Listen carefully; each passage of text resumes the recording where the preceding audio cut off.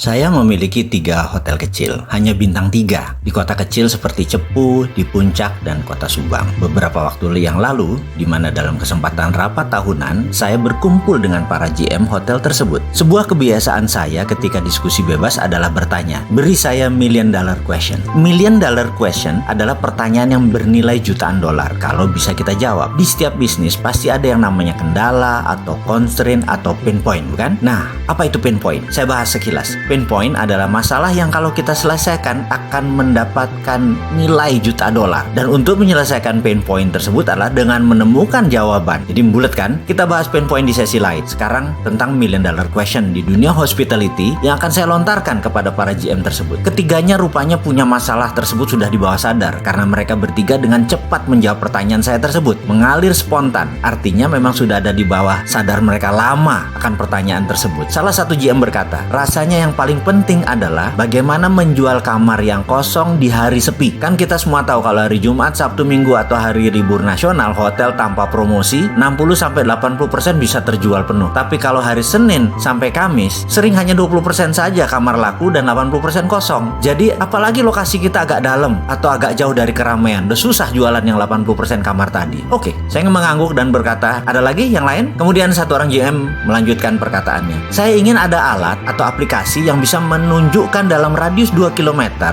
dari hotel saya ada berapa orang yang perlu kamar sekarang. Oke, saya bilang. Yang lain lagi, satu orang lagi yang terakhir berkata, pekerjaan anak-anak front desk, ada nggak aplikasi yang membuat mereka bisa bekerja dengan cepat? Karena rata-rata itu adalah 10-15 menitan lah kami melayani tamu di front desk. Kalau tamu tadi ada ngantri aja di belakangnya karena sore hari ada yang masuk kemudian ada yang ngantri di belakangnya, atau malam deh tersering, itu bisa 30 menit. Padahal melalui OTA atau .com segala macam itu malah lebih merepotkan karena data administrasinya ada di kita. Dia cuman good dalam paymentnya saja. Jadi administrasi harus tetap kita kerjakan manual. Mendengar komentar ketiganya, saya langsung berpikir keras seperti kebiasaan kaum introvert yang dicampur kaum intuitif seperti saya. Saya mikir saja. Tiba-tiba klik di kepala saya ada sesuatu yang sepertinya bunyi. Lalu saya berkata, kalau saya bisa jawab ini semua, artinya kita akan dapat million dollar bisnis. Betul? Bertiga mengangguk. Padahal saya ini bukan berbicara pada mereka, saya setengahnya berbicara pada diri sendiri. Begini, kan aplikasi online traveler itu kebanyakan melihatnya dari sisi traveler, bukan dari sisi kalian para hotelier, bener nggak? OTA, online travel agent itu kan punya pihak ketiga. Bagaimana kalau saya buatkan aplikasi dari kacamata hotelier sekarang, dari kacamata kita? Jadi ini merupakan hotel platform, hotel yang menentukan segalanya, mulai dari pricing sampai HMS, software atau hotel management system, semua ada di front desk. Bahkan di front desk tersebut jika ada traveler, dia cuma ngasih QR code, dipotret, data pindah dan langsung kasih kunci. Jadi tugas front desk hanya satu. Setelah QR code dikasih tadi, tinggal samakan identitas dia dengan di QR code, lalu kuncinya dikasih. 1 menit selesai. Lalu saya bilang, bagaimana kalau saya siapkan aplikasi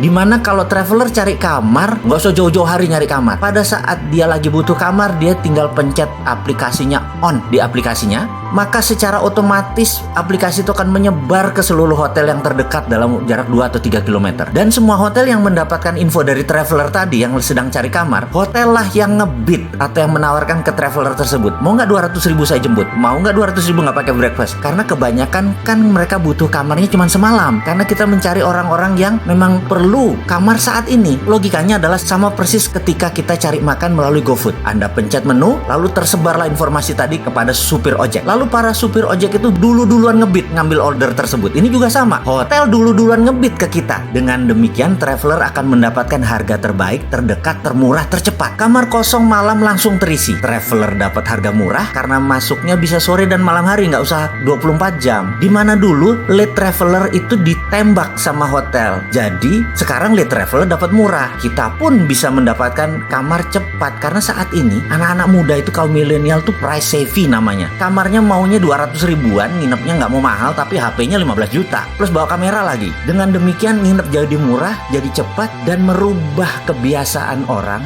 bertransaksi melalui OTA. Karena sekarang ini bukan OTA tapi hotel platform. Anda yang nentuin. Bagaimana? Demikian saya mengoceh panjang dan kemudian saya berkata, coba panggil Mas Daf. Mas Daf adalah tim IT saya yang sudah ikut saya lama banget. Banyak aplikasi yang dia buat. Saya bilang kepada Mas Daf, Mas, kita buat aplikasi namanya Get Hotel. Logonya warna biru muda seperti warna klub bola Manchester City. Dan dan ada kuningnya sedikit. Dan kami berenam setiap hari, setiap kesempatan sudah 6 bulan berjalan. Akhirnya kita ketemu sebuah aplikasi baru yang namanya Get Hotel. Kayaknya sudah siap meluncur. Ngomong-ngomong, ada yang minat gabung nggak?